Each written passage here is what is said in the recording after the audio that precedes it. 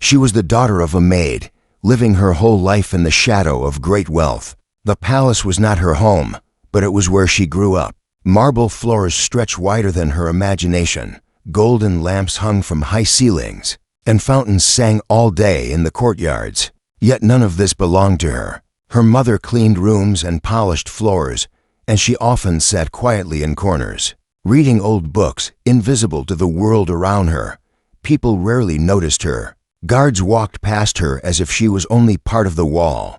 Guests swept by in flowing robes, their voices loud with power and money. To them, she was just the maid's daughter, too small to matter, too ordinary to remember. But inside, she carried something no one expected. She had an ear for language, a gift she kept hidden, listening to visitors, copying words, reading anything she could find. She taught herself Arabic until it rolled off her tongue, as smoothly as if she had been born with it. She never showed off. She never spoke it aloud. She just waited, listening, learning, storing everything inside. Life in the palace was predictable. Her mother worked long hours, and she spent her days in silence, walking carefully, always keeping out of trouble. But her world began to change the day a group of men came to the palace. They arrived in black cars, stepping out with heavy briefcases and confident smiles. They were not like the traders who came with spices or carpets. They looked sharper, polished,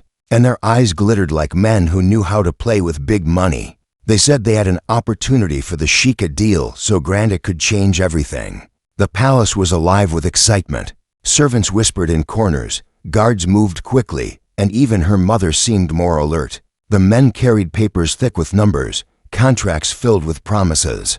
They spoke of billions, of projects that could multiply wealth like magic. The Sheikh, already one of the richest men in the region, listened with interest.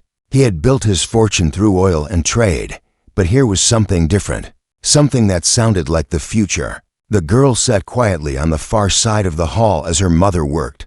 Nobody noticed her. She looked like a shadow, small and silent, but her eyes followed every move, and her ears caught every word. The men spoke to the Sheikh in English, their voices smooth and practiced. They praised his wisdom, his legacy, his success. They unfolded charts, pointing at figures that promised profit after profit.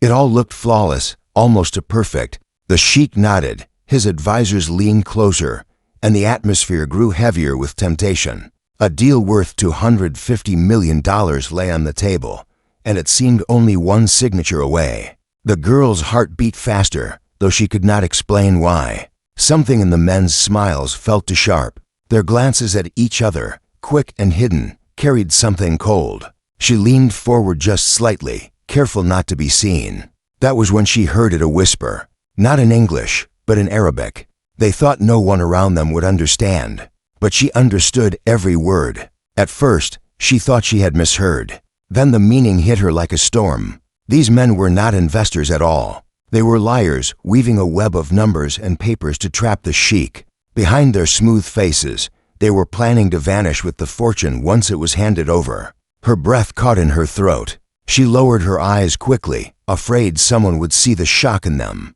Her mother moved past her, carrying a tray, unaware of the danger building in the room. The Sheikh leaned back in his chair, deep in thought, his pen close to the paper. Around him, his advisors whispered about the possibilities, dazzled by the promise of gain. The girl's hands trembled in her lap. She was nobody in this palace, just the maid's daughter. Who would listen to her if she spoke? And yet, how could she stay silent?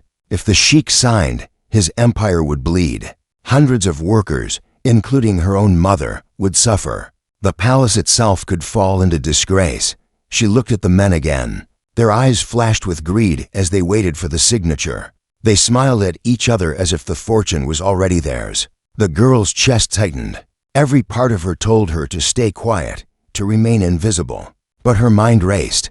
She knew something no one else in that hall knew. She held the truth in her hands, and the moment she opened her mouth, her life and the Sheikh's would never be the same again. The Sheikh was not an ordinary man. His fortune stretched across continents, from oil fields buried under desert sands to tall towers of glass in the cities. People called him the man who could turn dust into gold. Yet even a man of such power carried a weakness, a hunger for more. The visitors who came that day understood this hunger well. They arrived with polished shoes, shining watches, and documents that seemed flawless. Their words painted a future full of easy riches, and the Sheikh's advisors were already falling under the spell. The hall smelled of leather and oud. Sunlight poured through high windows, bouncing off golden patterns carved into the walls. The Sheikh sat tall in his chair, his robe draped neatly, his eyes sharp but thoughtful. Around him, his advisors leaned forward, their voices low, urging him to consider. The men across the table kept their smiles steady. Their deal sounded clean: invest 250 million, and the Sheikh's wealth would multiply. No risk, only reward, or so they said. The maid's daughter sat at the edge of the room, half hidden, her back against the wall. She wasn't meant to be part of these meetings. She was there only because her mother had been called to serve tea. But in her silence, she noticed things others did not. The way one man tapped his fingers too quickly when the Sheikh asked a question. The way another avoided direct eye contact whenever money was mentioned. And then, of course, their careless whisper in Arabic words that betrayed everything. Her chest felt heavy as she watched. She could almost see the futures stretching in front of her eyes. In one, the Sheikh trusted these men, signed the deal, and handed them a fortune. Within weeks, maybe days, the money would vanish into foreign accounts, leaving the palace and its people to crumble under loss and shame. In the other future, she spoke up, stopped them, and saved everything, but at a price she couldn't even imagine. Would anyone believe her? A maid's daughter accusing rich, educated men? They might call her a liar, a troublemaker. Her mother could lose her job. Guards might drag her out for disrespect. The Sheikh leaned closer to the table, his pen between his fingers. His advisors nodded, already picturing the empire growing larger. The men across from him sat straighter, hiding their excitement behind calm expressions. They had played this game before. They had fooled others with their perfect papers and silver words.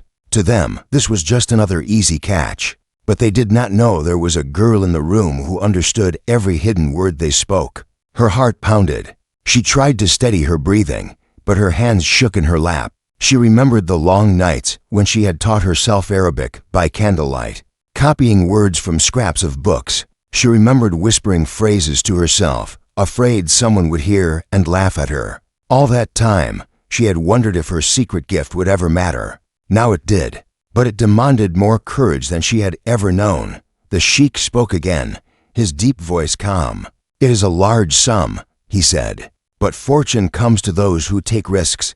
His hand lowered toward the contract. The girl's throat went dry. If she stayed silent for one more moment, the deal would be sealed. She looked at her mother, moving quietly near the table with the tea tray. Her mother's face was tired, her shoulders bent from years of service. If this fortune was stolen, even she would pay the price. The palace would cut staff, wages would disappear, and the weak would suffer most. The girl's pulse raced faster than her thoughts. A voice inside whispered, "Say nothing, stay safe." Another voice roared, "If you don't speak, you'll regret it forever." Her palms pressed against her knees. The room felt smaller, airtighter. As the Sheikh's pen touched the paper, she rose. Not quickly, but firmly. Her voice came out before she could stop herself. "Do not sign," she said. Her words were not loud, but in the silence of the hall, they struck like a bell. Heads turned. Her mother froze in place, eyes wide with fear. The Sheikh paused, pen hovering, and the polished visitors stiffened as if lightning had touched their skin. The girl swallowed, her heart thundering. She met the Sheikh's eyes for the first time.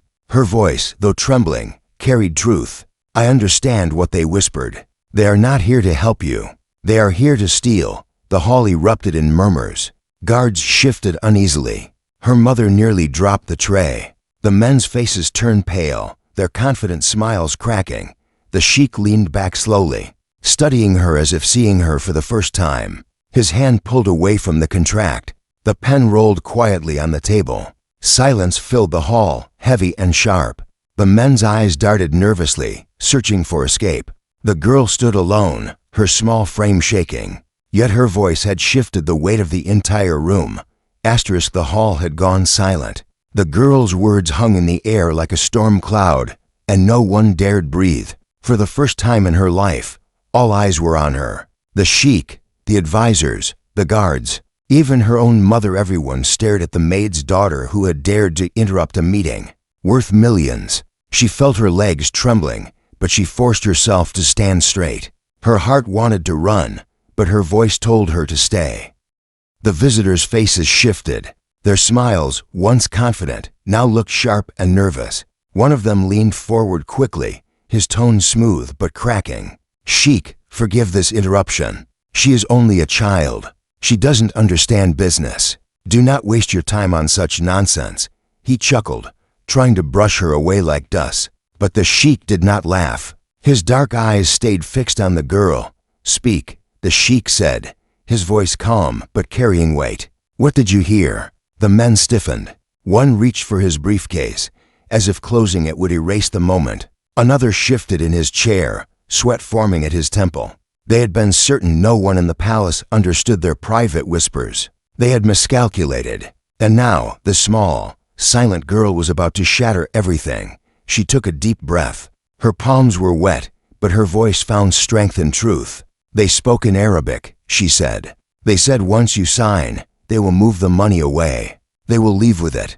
They laughed about how you would never catch them." Her voice cracked at the end. But the words were clear.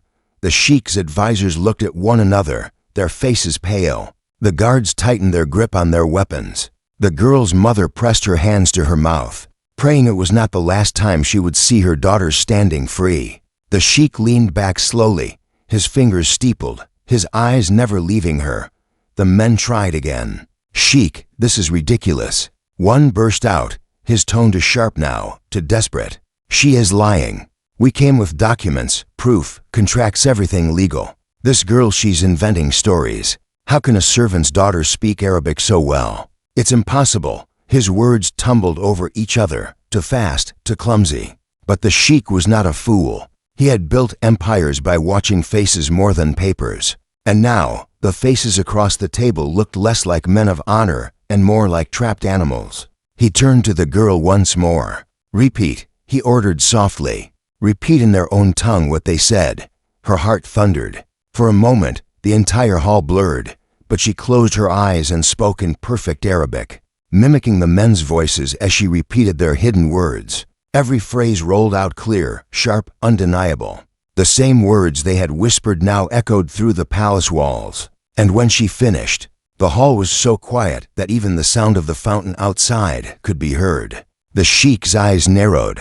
The men across the table froze, their mouths open, but no defense left to speak. They had been caught by the last person they ever thought to fear. The air in the room thickened. The sheik tapped the table once, a signal.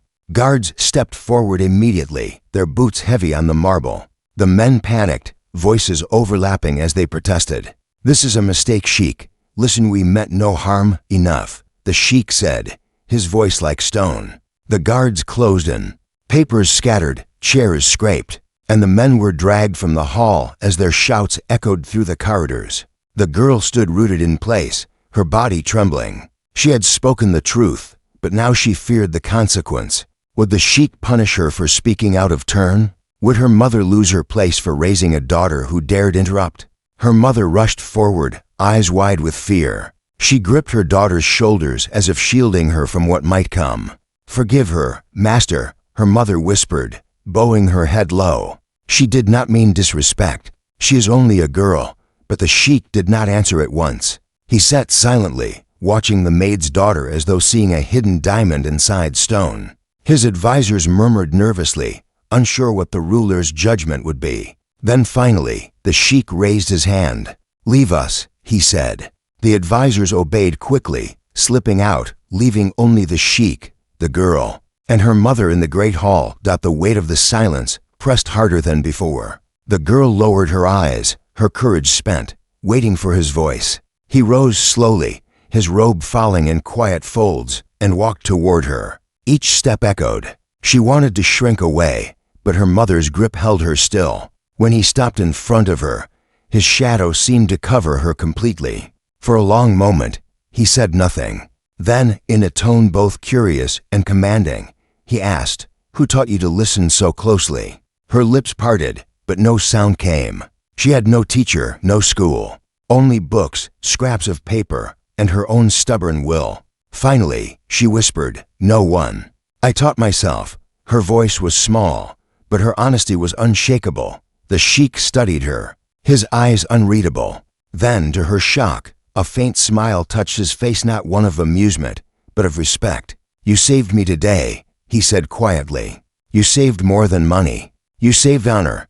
His words carried a weight her young heart could barely hold. The girl blinked, hardly believing. She had risked everything, and instead of punishment, she had been heard. The palace, once so vast and cold, suddenly felt alive with possibility.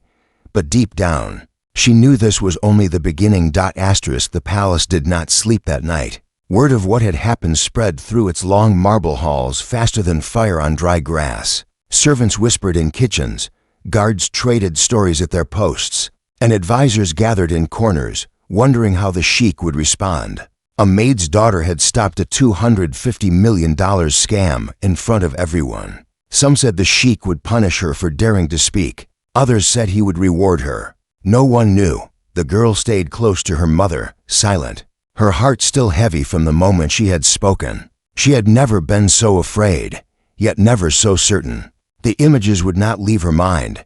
The men's faces draining of color, the sheik's eyes narrowing, the guards dragging the scammers away. She had pulled truth out into the open, but the cost of truth was still unknown. That in the morning, a messenger arrived at the servants' quarters. His words were short and heavy. "The sheik wants to see the maid's daughter, alone." Gasps filled the small room. Her mother clutched her arm, her face pale. To be summoned alone to the sheik's private chamber was no small matter. It could mean honor, or it could mean exile. The girl swallowed hard and nodded. There was no way to refuse. The guards led her through long corridors, their armor clicking with each step. Sunlight streamed through the windows, but she felt only the weight of her own footsteps. Finally, the great doors opened, and she was led inside. The sheik stood by the window, looking out over the desert that stretched endlessly beyond the palace walls. He did not turn at once. The silence pressed on her chest like a stone. When he finally spoke, his voice was steady, almost calm. "Do you know what you did yesterday?" Her throat tightened. She bowed her head. "I spoke the truth," she whispered. The sheik turned, his sharp eyes landing on her. "You saved me from ruin," he said. "You saved the palace, the workers, your mother, everyone under this roof. But you also crossed a line. A servant does not interrupt her master. A maid's daughter does not stand in the way of powerful men." Her knees trembled. For a moment, she thought she would collapse. She forced herself to lift her eyes, just enough to meet his. "I could not stay quiet," she said. "If I had, all would have been lost." The sheik studied her for a long while. The silence stretched so far she could hear her own heartbeat. Then, instead of anger, something else flickered in his gaze: respect. "Courage," he said at last. "You had courage when others remained blind." He motioned for her to step closer. She obeyed, her feet heavy, her breath unsteady. On the table beside him lay the scattered papers from the night before, the contracts, the figures, the lies. His hand rested on them as though weighing their worth. "Do you know what $150 million means to men like me?" he asked. She shook her head slightly. Money that large was beyond her imagination. "It is power," he said. "It is control. It is trust. If I had signed, all would have crumbled. Enemies would have laughed. Allies would have turned their backs. My empire would have carried the shame forever." His voice hardened and then softened again. "And you stopped it." Her chest rose and fell quickly, her mind racing. Why was he telling her all this? What did he want from her now? The sheik stepped closer, his presence overwhelming. "Tell me," he asked, "how did you learn our language so perfectly?" Her lips parted. She had no grand story to tell. No teacher, no tutor, no classroom. Only stolen hours with old books, half-broken radios, and her own persistence. "I taught myself," she said quietly. The sheik's brow lifted slightly. For a man used to advisors with degrees from the finest universities, the idea of a maid's daughter mastering a language on her own was almost unthinkable. Yet here she was, proof standing in front of him. He nodded slowly. "You are not ordinary," he said. and you will not remain in the shadows any longer." Her breath caught. She did not know what he meant, but her world tilted in that moment. The sheik walked back toward his chair and sat, his robe flowing around him. "From this day, you are under my protection," he said. "No one will harm you. No one will silence you. Your voice has value, and I will see that it is used well." Her eyes widened. She wanted to speak, but no words came. Protection, value? These were things she had never imagined for herself, but before she could fully understand. He added, "This palace owes you a debt, and I do not forget debts." The words rang in her ears as she was dismissed. The guards led her back through the corridors, but this time, the whispers of servants sounded different. Not whispers of pity, but of wonder. The maid's daughter had been summoned by the sheik, and she had returned unharmed, changed, even. Her mother held her tight when she saw her again, tears shining in her eyes. "What did he say to you?" she asked in a trembling voice. The girl only whispered back, "Everything is different now," but deep inside, she knew this was only the beginning of a new chapter, one where silence would no longer be her shield, but her voice would become her power. The sun had risen high over the desert, throwing golden light across the palace walls. But inside, the atmosphere was unlike any morning before. Servants moved with unusual energy, their whispers carrying the same question: what will happen to the maid's daughter? She walked beside her mother, feeling every pair of eyes following her. Just days ago, no one noticed her. She had been invisible, part of the background, a shadow trailing behind her mother's work. Now, she was the center of the palace's story, the girl who stopped a fortune from vanishing. That afternoon, the sheik summoned her again, but this time, the hall was filled. Advisors, guards, even senior staff stood in silence as she entered. The girl's stomach tightened. She feared judgment, feared being accused of stepping out of her place. But she lifted her chin, reminding herself of what she had done. She had spoken the truth, and truth could not be erased. The sheik sat on his throne-like chair, robes flowing, his presence commanding as always. His gaze fell on her, steady, unreadable. Then he spoke, his voice carrying across the hall. "This girl," he said, "saved more than my wealth. She saved my honor, my name, and the safety of every person in this palace." Murmurs spread through the crowd. The girl's knees trembled, but she stood her ground. "She is not the daughter of a maid today." The sheik continued, "She is the daughter of courage, and courage deserves reward." The words struck her like thunder. Her mother gasped softly, her hands pressed together in disbelief. The advisors bowed their heads, acknowledging the truth in the sheik's words. Then, before all present, the sheik made his decision. "From this day, she will be educated under my care. She will have teachers, books, and every chance to grow. Her gift will not be wasted in the shadows, and she and her mother will remain under my protection for as long as they live."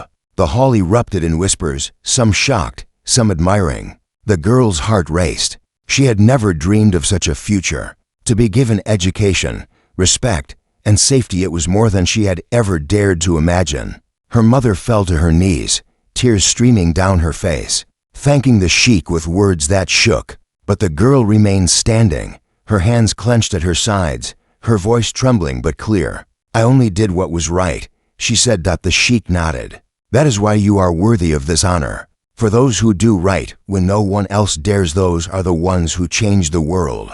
The guards who had once ignored her now looked at her with respect. The advisors who had doubted her now bowed slightly as she passed. The servants who used to whisper about her being only a maid's daughter now whispered something different.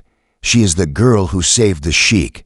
That night, when she returned to the small servants' quarters, everything felt different. The room was the same, the air was the same, but her heart was not. She had stepped out of the shadows. She had used her voice, and it had been heard.